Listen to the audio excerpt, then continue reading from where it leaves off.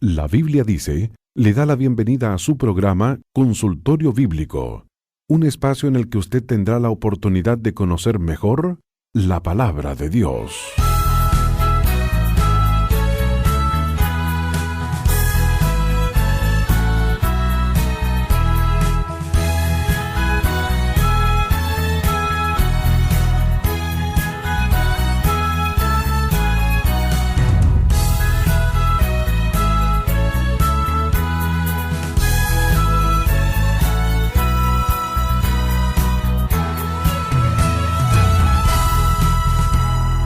Es un verdadero placer para todos los que hacemos La Biblia Dice darle la bienvenida.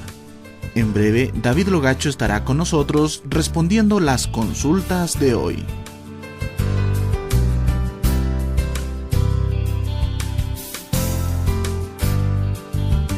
Un amigo oyente ha hecho la siguiente consulta.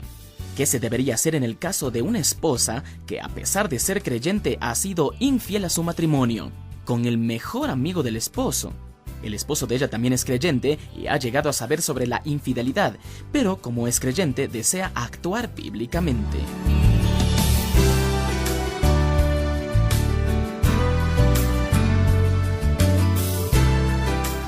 No sé si es su caso, amigo oyente, o es el caso de alguna otra persona, pero quien quiera que sea, va a necesitar de todo el consuelo que solamente Dios puede otorgar para soportar esta difícil prueba. Usted nos pregunta básicamente cómo se debería manejar bíblicamente este complejo asunto. Muchas cosas vienen a la mente. En cuanto a la esposa que ha sido infiel, es necesario que, a la brevedad posible, se ponga en práctica lo que dice Proverbios 28:13, donde leemos: El que encubre sus pecados no prosperará, mas el que los confiesa y se aparta alcanzará misericordia. Cuando ocurre el adulterio, la tendencia inicial es ocultarlo de cualquier manera, por la vergüenza que produce. Pero si se quiere arreglar el problema, es necesario sacarlo a la luz.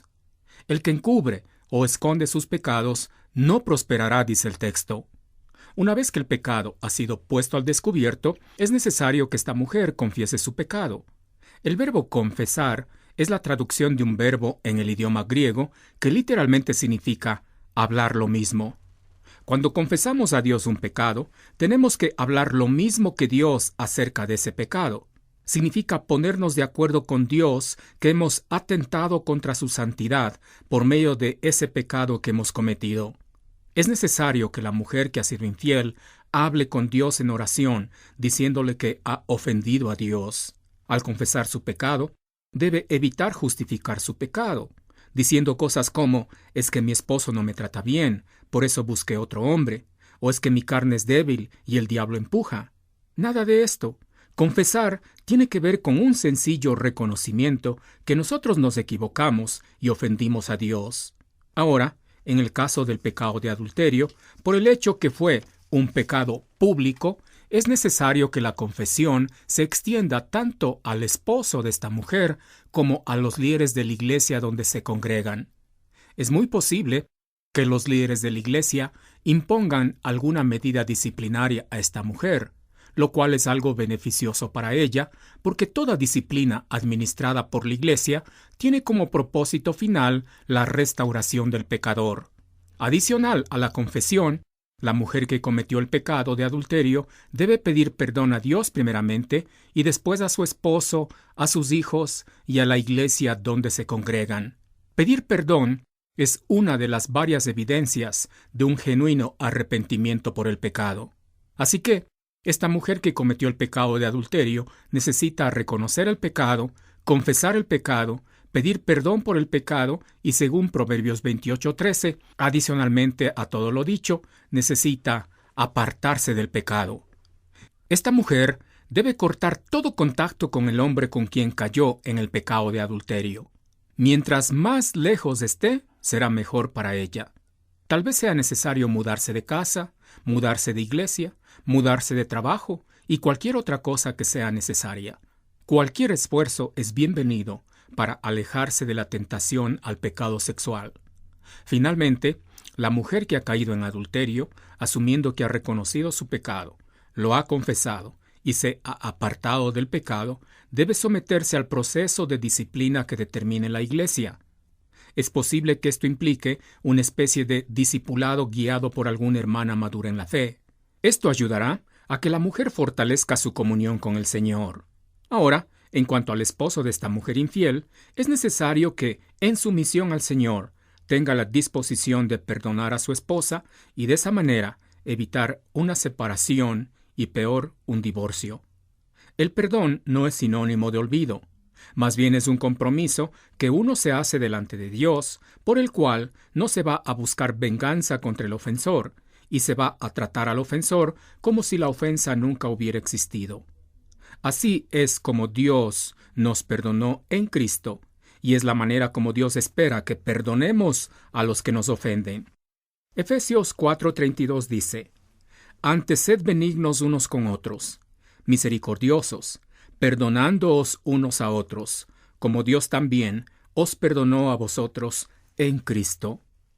Una vez perdonado el pecado de su esposa, este hombre debería vivir con ella sabiamente, tal como aconseja la palabra de Dios en 1 de Pedro 3:7, donde dice: Vosotros, maridos, igualmente vivid con ella sabiamente, dando honor a la mujer como a vaso más frágil y como a coherederas de la gracia de la vida, para que vuestras oraciones no tengan estorbo.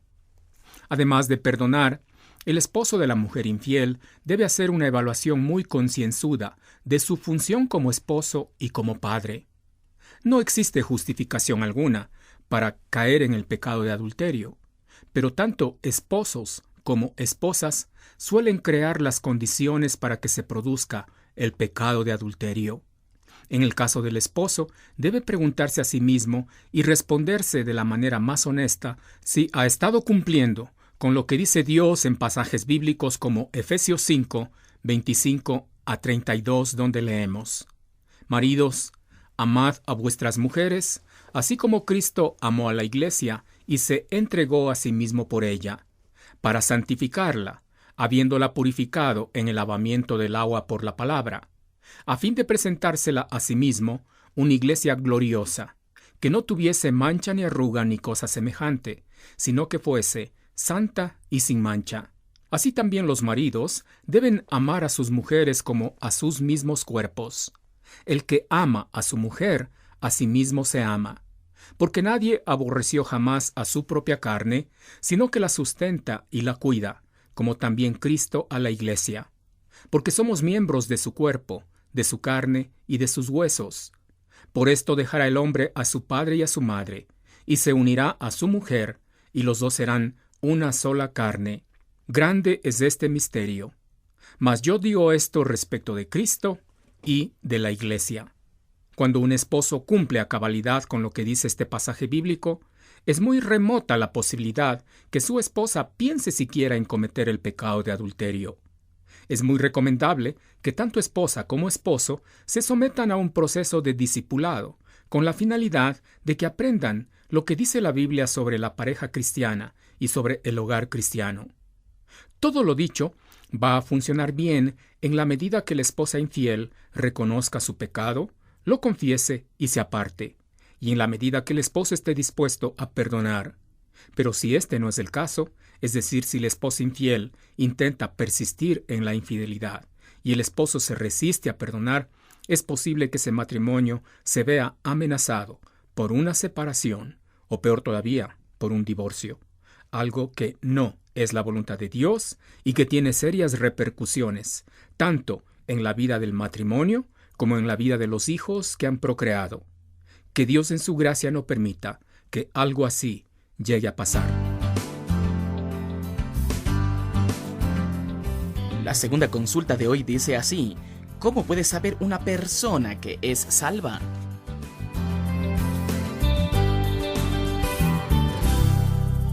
Esta pregunta es importantísima. Una persona es salva cuando ha recibido por la fe a Cristo como su Salvador personal.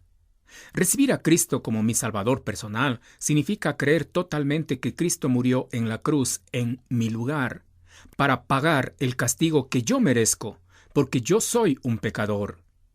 Recibir a Cristo como mi Salvador personal significa también creer que Cristo fue sepultado, pero resucitó al tercer día, y que hoy está vivo, ofreciendo vida eterna a todos los que en Él creen.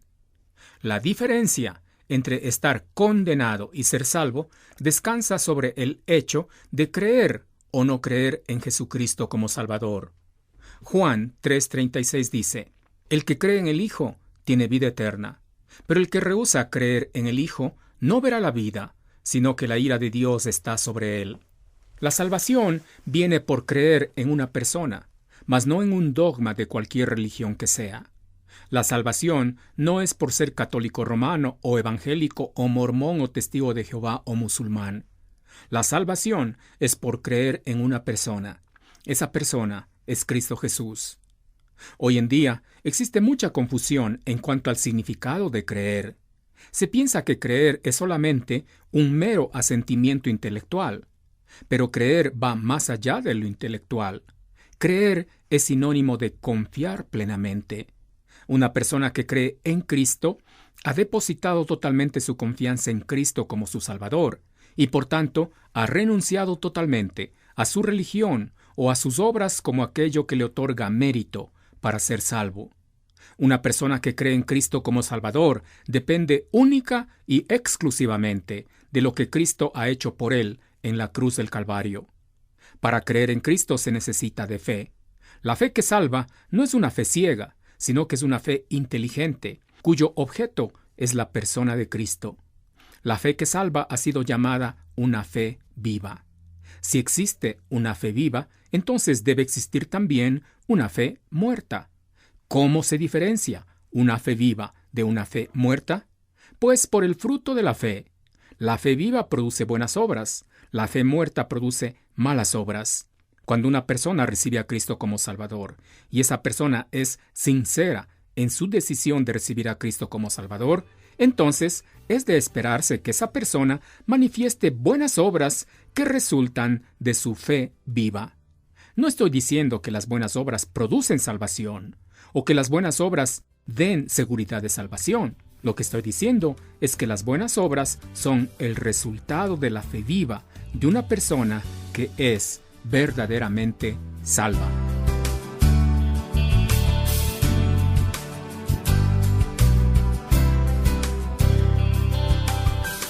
¿Está Dios hablando hoy con personas como lo hizo en el pasado con Moisés y tantos otros?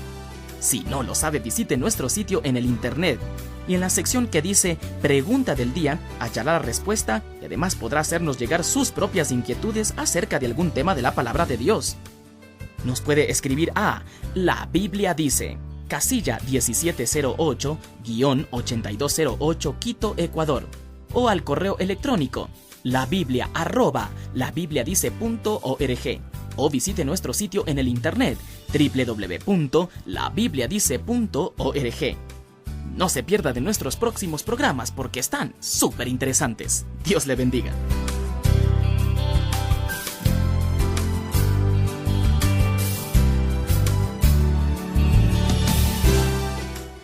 Si usted vive en los Estados Unidos y desea apoyarnos, envíe su ofrenda a Ministerios La Biblia Dice, P.O. Box 82808, Lincoln, Nebraska 68501. Bendiciones. La Biblia Dice presentó su programa Consultorio Bíblico.